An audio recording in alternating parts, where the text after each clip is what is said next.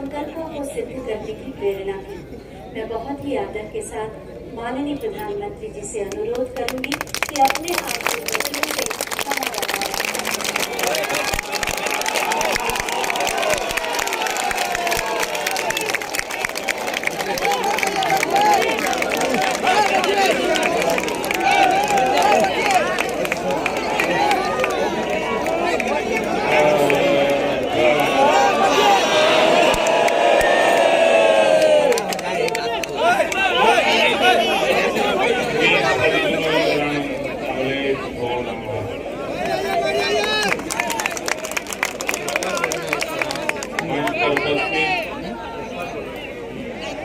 उत्तर प्रदेश के राज्यपाल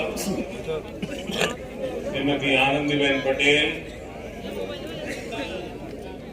उत्तर प्रदेश के ऊर्जावान कर्मयोगी मुख्यमंत्री श्रीमान योगी आदित्यनाथ जी, सदगुरु आचार्य श्री स्वतंत्र देव जी महाराज, संत प्रवर श्री विज्ञान देव जी महाराज, केंद्र में मंत्री परिषद के मेरे साथी और इसी क्षेत्र के सांसद श्री महेंद्र नाथ पांडे जी, यहीं के आपके प्रतिनिधि और योगी जी सरकार में मंत्री श्रीमान अनिल राजभर जी, देश विदेश से पधारे सभी साधक व श्रद्धालुगण, भाई और बहनों, उपस्थित सभी साथियों, काशी की ऊर्जा अक्षरों को है ही, ये नीत नया विस्तार भी लेती रहती है। कल काशी में भव्य विश्वनाथ धाम महादेव के चरणों में अर्पित किया। आज विहंगम योग संस्थान का यह अद्भुत आयोजन हो रहा है। इस दैवीय भूमि पर ईश्वर अपनी अनेक इच्छाओं की पूर्ति के लिए संतों को ही निमित्त बनाता। आप जब संतों की साधना पुण्य फल को प्राप्त करती है तो सुखद संयोग भी बनते ही चले जाते हैं। आज हम देख रहे हैं अखिल भारतीय विहंगम योग संस्थान का 58वां वार्षिक उत्सव स्वतंत्रता आंदोलन में सदगुरु सदाफल देव जी की कारागार यात्रा के 100 वर्ष और देश की आजादी का अमृत महोत्सव, ये सब हम सब एक साथ इनके साक्षी बन रहे हैं।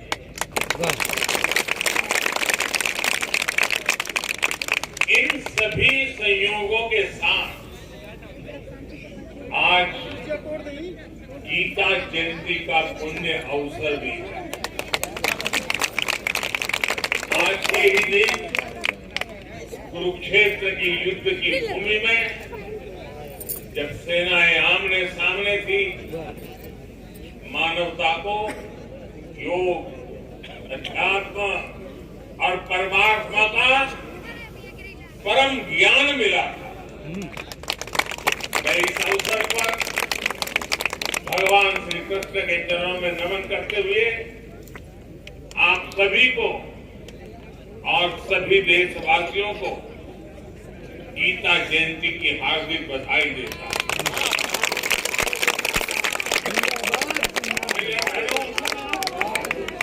सदगुरु सदाफल देव जी ने समाज के जागरण के लिए विहंगम योग को जन जन तक पहुंचाने के लिए यज्ञ किया था। आज आज वो संकल्प भी हमारे सामने इतने विशाल वटवृक्ष के रूप में खड़ा है।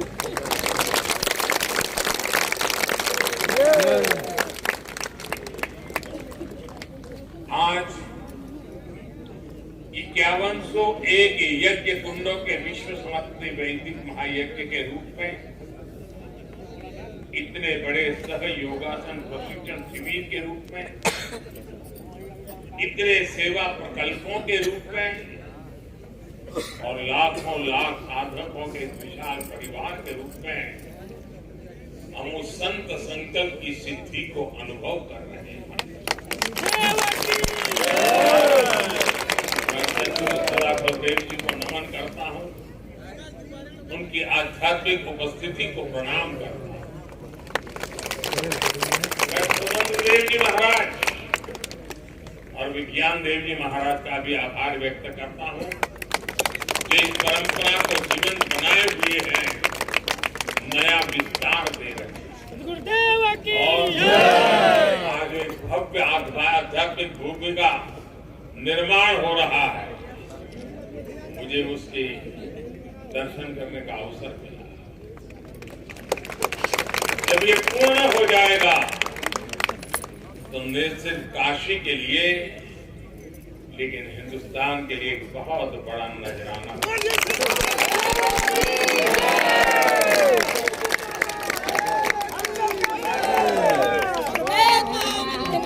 हमारा देश इतना अद्भुत है, यहाँ जब भी समय विपरीत होता है, कोई न कोई संत विभूति समय की धारा को मोड़ने के लिए अवतरित हो जाती है। भारत ही है जिसकी आजादी के सबसे बड़े नायक को दुनिया महात्मा बुलाती है। ये भारत ही है जहां के राजनीतिक आंदोलन के भीतर भी आध्यात्मिक चेतना निरंतर प्रवाहित रही। भारत ही है जहां साधकों के संस्था अपने वार्षिकोत्सव को आजादी के अमृत महोत्सव के रूप में मनाते हैं।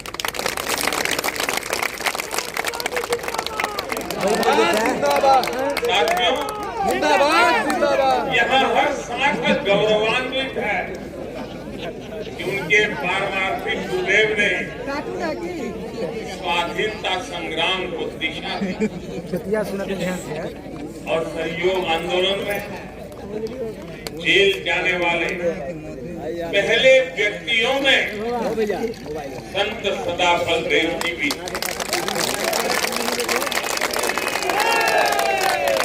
जेल में ही उन्होंने स्वरवेद के विचारों पर मंथन किया।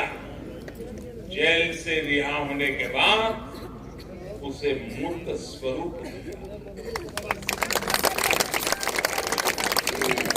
सैकड़ों साल के इतिहास में हमारे स्वाधीनता संग्राम के कितने ही ऐसे पहलू रहे हैं जिन्होंने अरे हटवा हटेगा कि समन्वय कर पाया था, हमने कहा देखा। ऐसे कितने ही संत थे जो आध्यात्मिक तप छोड़कर आजादी के लिए जुटे। हमारे स्वाधीनता संग्राम की आध्यात्मिक धारा इतिहास में वैसे दर्ज नहीं की गई जैसे की जानी चाहिए। अब जब हम आजादी का अमृत महोत्सव मना रहे हैं, इस धारा को सामने लाना हमारा दायित्व है। इसलिए आज देश आजादी की लड़ाई में अपने गुरुओं, संतों और तपस्वियों के योगदान को स्मरण कर रहा है। नई पीढ़ी को उनके योगदान से परिचित करा रहा है। मुझे खुशी है विहंगम योग संस्थान भी इसमें सक्रिय भूमिका निभा रहा है। भविष्य के भारत को सुदृढ़ करने के लिए अपनी परंपराओं, अपने ज्ञान दर्शन का विस्तार आज समय की मांग है। इस सिद्धि के लिए काशी जैसे हमारे आध्यात्मिक और सांस्कृतिक केंद्र एक प्रभावी माध्यम बन सकते हैं। हमारी सभ्यता के ये प्राचीन शहर पूरे विश्व को दिशा दिखा सकते हैं। बनारस जैसे शहरों ने मुश्किल से मुश्किल समय में भी भारत की पहचान के, कला के, उद्यमिता के बीजों को सहेज कर रखा। जहां बीज होता है, वृक्ष वहीं से विस्तार लेना शुरू करता है।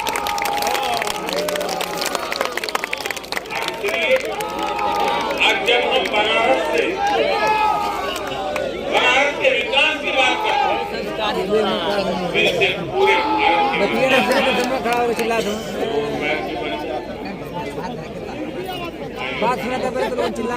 आज आप लाखों लोग यहाँ उपस्थित, आप अलग अलग राज्यों से, अलग अलग जगह से आए।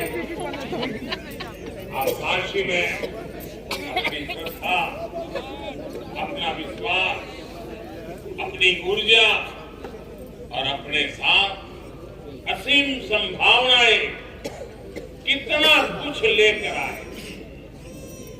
आप काशी से जब जाएंगे तो नए विचार, नए संकल्प, यहाँ का आशीर्वाद, यहाँ के अनुभव कितना कुछ लेकर जाएंगे।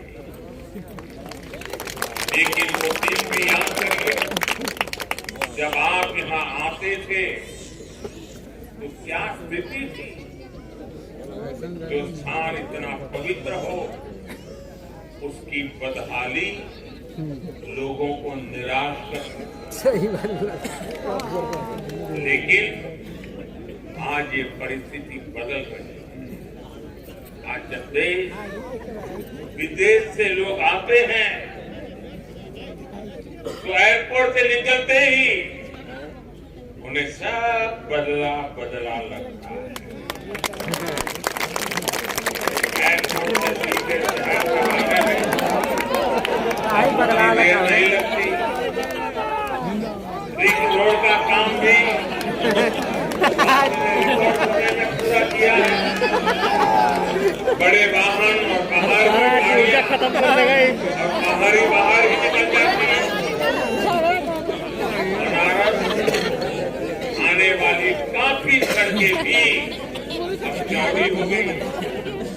जो लोग सड़क के रास्ते बनारस आते हैं तो अब सुविधा से कितना फर्क पड़ा है। अरे सुना भैया, यहाँ आने के बाद आप चाहे बाबा विश्वनाथ के दर्शन करने जाए या मां गंगा के घाटों पर जाए, हर जगह काशी की महिमा के अनुरूप ही आप बढ़ रही है।